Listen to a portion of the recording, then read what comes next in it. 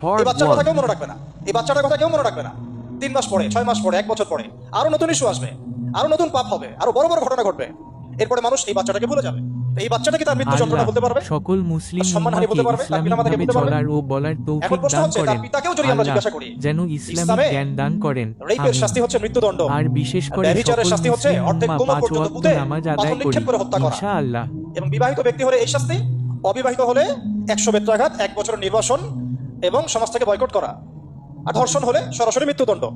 3 মাস সময় লাগার কথা না, 3 দিনের মধ্যেই করা সম্ভব। এটা শরিয়া আইন, এটা আল্লাহ রাব্বুল আলামিনের শরিয়া বিধান।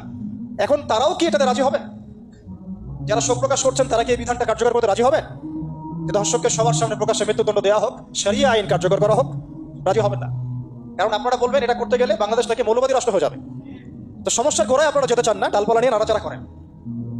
জেনা ফ্রি মিক্সিংটাকে উন্মুক্ত করে দেওয়া হলো, ছেলে মেয়ের অবাধ বিচরণটাকে উন্মুক্ত করে দেওয়া হচ্ছে।